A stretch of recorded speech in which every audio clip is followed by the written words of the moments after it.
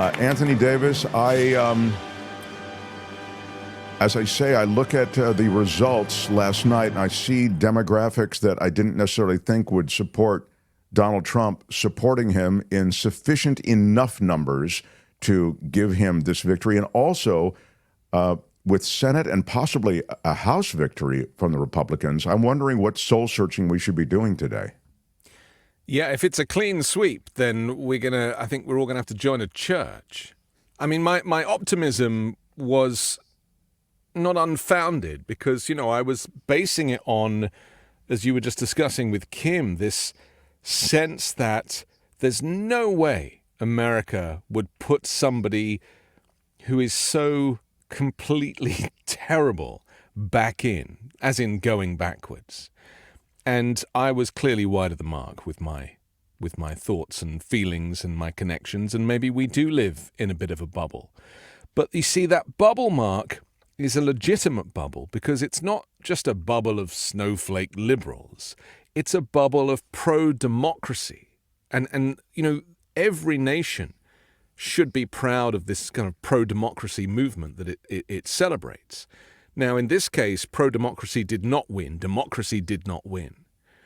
But it doesn't mean that movement should go away. And it doesn't mean that we should be like, what did we do wrong? What we did right was we stood up for democracy. And I really don't see why standing up for democracy should be such a terrible thing. It's not a terrible thing, but I've said this all along. I don't think the standing up for democracy is something that cuts through to voters. Yeah. It's obviously important. I just feel as though it's not the kind of thing that people get off the couch to vote for.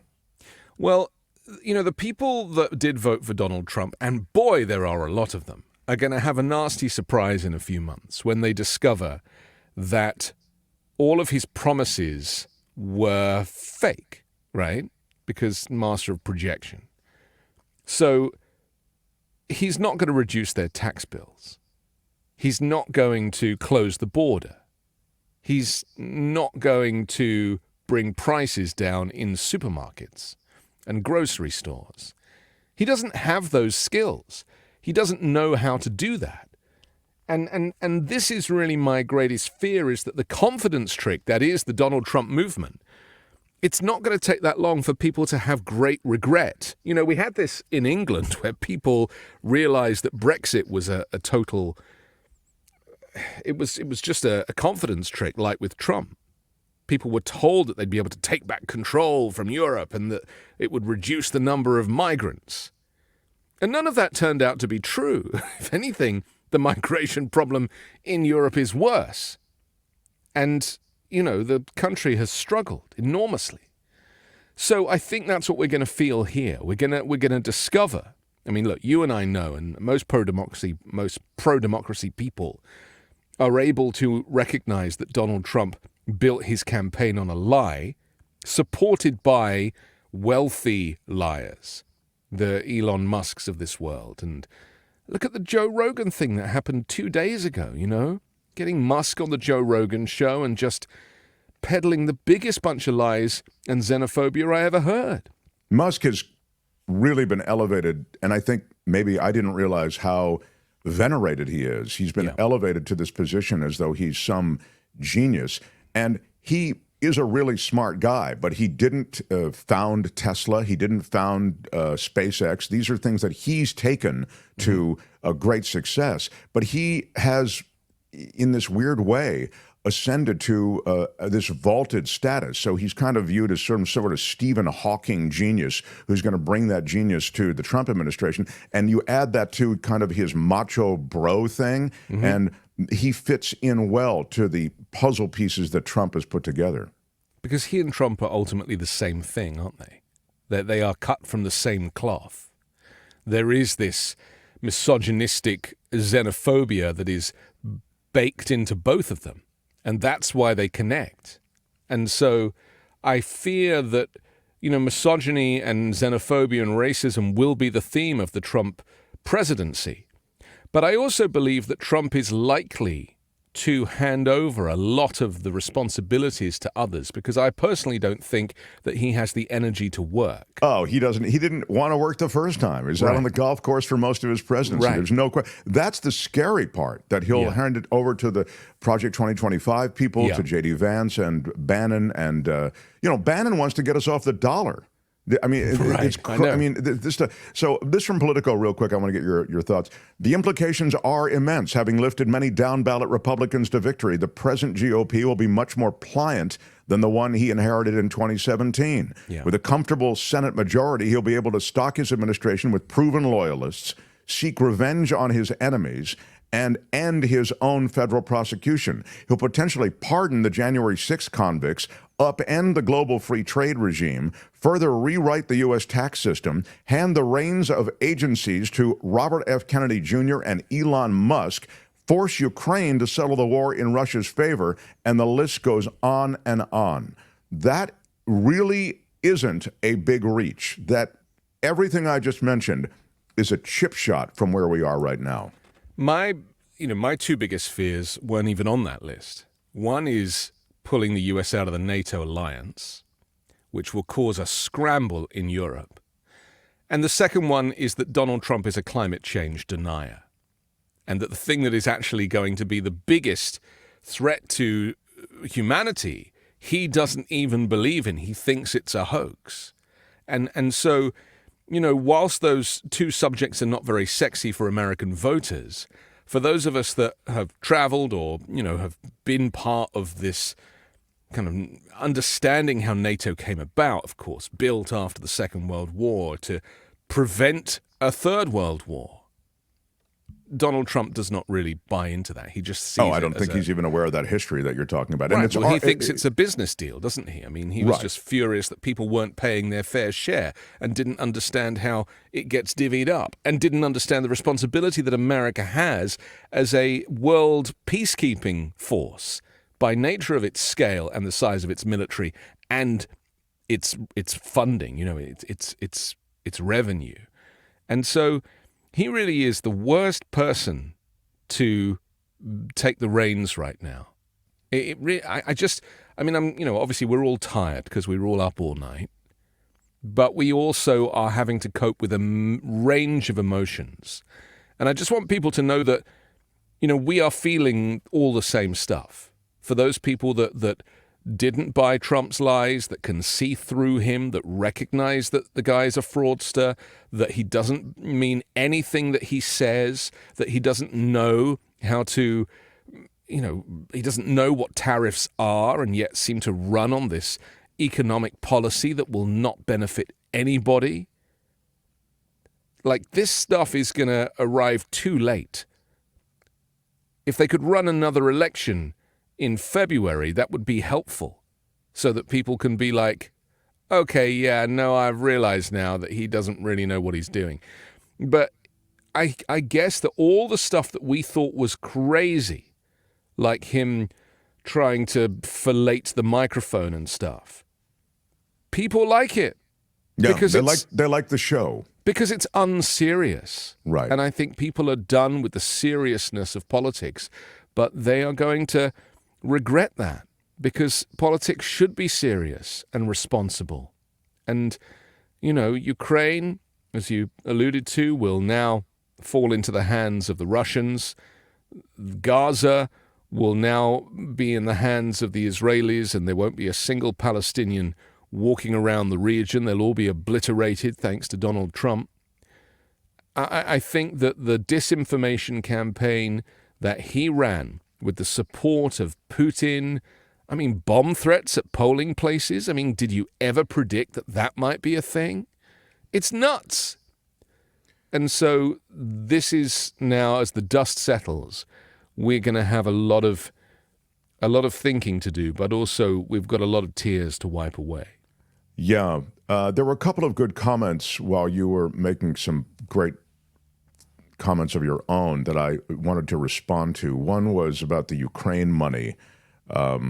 Ukraine, money will be cut off, and now no more money to Ukraine, says Edward Lee. Use that money to fix homelessness, protect our borders, hard on crime, more funding for police. Sadly, that's just not the way it works. No. So this is the oldest kind of default sort of argument you've heard, like as though those billions are going to go into fixing homelessness or directed to any of the issues that, getting more cops. Getting more cops has nothing to do with the federal budget. Wages will go down. Investment in public services will go down. Everything that helps the people that need it will diminish under this guy and this administration. And it will be every man for himself. And that is the formula that the Steve Bannons of this world, the judiciary will crash and burn, the FBI will be defunded. And if you want to get if something happens to you and you want to call the police and get the police to come help you, forget it. They'll be just encouraging you to buy guns. That's how it will play out. And I just watched the 3 Back to the Future movies with my kids. And the second one, where Biff Tannen gets the almanac and takes over Hill Valley and becomes this terrible mayor who steals. And it was arguably that character was based on Donald Trump, right? But the thing that really moved me from rewatching that movie was the state of the city with Biff running this casino and being, wealthy and overweight and disgusting and Trumpian. But the whole city was a disaster. The drugs and the drive-by shootings and the vagrancy and the homelessness and the sadness and the dispossession. And that is my fear, is that when the rich get richer and the oligarchs take the power, the effect it will have on the ground level, on the street level, is the saddest part of this story. And that was encapsulated in Back to the Future 2. And it's crazy that we're having to reference that movie, but they knew. They knew that this moment might come. So I do want to put a positive spin on this, and that is that now is the time for you, shows like yours, shows like mine, movements, grassroots movements like MeidasTouch, and of course the Democrats, who are going to have to do a lot of soul searching and create a movement that recognizes the importance of community, because this moment has only encouraged me to want to do more, to fight harder, to try and bring people together and offer a sense of community that will be sorely missing from Trump's community, which is going to be like a Klan rally, effectively. So I'm fired up. Now that I've had a little bit of sleep, just a couple of hours, and, I had a Reese's Piece this morning, which obviously changes everything. But I now have a fire in my belly that I intend to do something with. Kim, did you have something? Here's a question. I'm looking at the fact that President Biden is still in office for a little while longer. Yes. What can he do? What should he do to ensure that we don't go sailing wildly off the rails over the next 4 years? Is there anything he can do that can't be undone? Well, what he should do and what he will do are two different things, Kim, because what I would like him to do would be considered to be extreme. Yeah, you want him declared an enemy of the state. Yeah, I want him to arrest Donald Trump and really kind of deal with these crimes where Merrick Garland has failed and where the FBI, who colluded with the Justice Department to basically make the decision not to secure any kind of prosecution of Donald Trump ahead of this election. But, I'm also, being a pro-democracy person, I recognize that you can't really do stuff like that. But Trump will. I mean, that's the thing. Trump will. And, Biden, yes, has been given immunity. And incidentally, I think that immunity that Donald Trump got gave people a false sense of security about his innocence. Because remember, he was saying that all of these prosecutions were a witch hunt. And then the moment the Supreme Court goes, we're going to give you immunity. Now I look back at it, I'm like, that's what that did. It made his supporters confirmed that he was innocent and that it was a political witch hunt, being given immunity by the Supreme Court. They don't care how the Supreme Court is stacked. They don't think about that stuff. They don't really think about anything, clearly. But but Biden will do none of these things because he's an institutionalist, and he even appointed Merrick Garland, who slow-walked charges to even an investigation on charges to the point that we were unable to see a fitting conclusion for all of this. Jack Smith will be fired. They're talking about,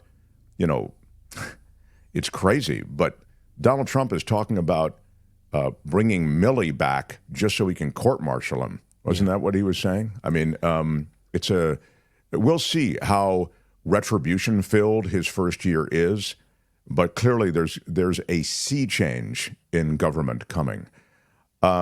Anthony Davis, we so enjoy you. Things didn't quite turn out the way we'd hoped, but we continue to watch you and enjoy your takes on everything. The host of the 5-Minute News on the MeidasTouch network. MeidasTouch has had such great stuff as well. And I kind of see your frustration, because your frustration comes from the, can't you see? We spelled it all out for you, and still you vote for this guy? It comes from that place. And clearly, that's why I say I'm doing some soul searching today. I think very little of Americans, of people generally. I think people, individually, I think we're capable of great things. Please don't, I love people. But I think the body politic has disappointed me too many times.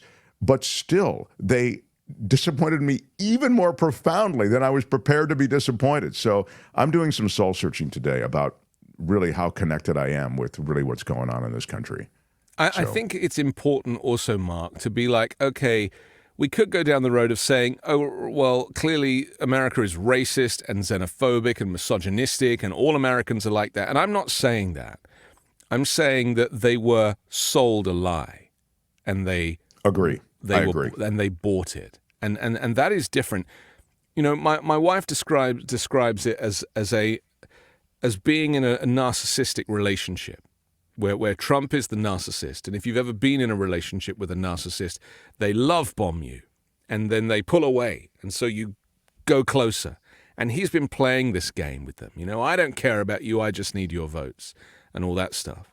And so by pulling away and then getting closer and promising them this and promising them that, that is the pattern of the narcissist having a relationship. It is very difficult to untangle yourself from that relationship. And I believe that this kind of national mental health crisis, this Trump contagion, is very much the playbook of the narcissist. And if you read about narcissistic relationships, you can apply an individual, a husband and wife, to Donald Trump as the nation's husband. And that people have fallen in love with a narcissist. And unfortunately, these are the hardest relationships to escape from. And so much of our identity, and so much of our identity is tied up in these choices we make. So these political choices become tribal. They have a social construct to them, and we have a lot of ego tied up in it. We have a lot of personal identity tied up in it. So it's very hard to move us off of it, is the point, once we've sort of sparked to that relationship to which you referred. Love you stopping through. Please don't be a stranger. Come back through next week if they give you even a moment over there at MeidasTouch Network. Okay. How about it? Put it together for my favorite British boyfriend, Anthony Davis, everybody. Yeah. So long, Anthony. Thank you. Thank you, sir. Hi, it's Mark, and I thought that was great. Hit the notification bell. You'll know whenever there's a new video being dropped, and please subscribe to our channel to help us save the universe.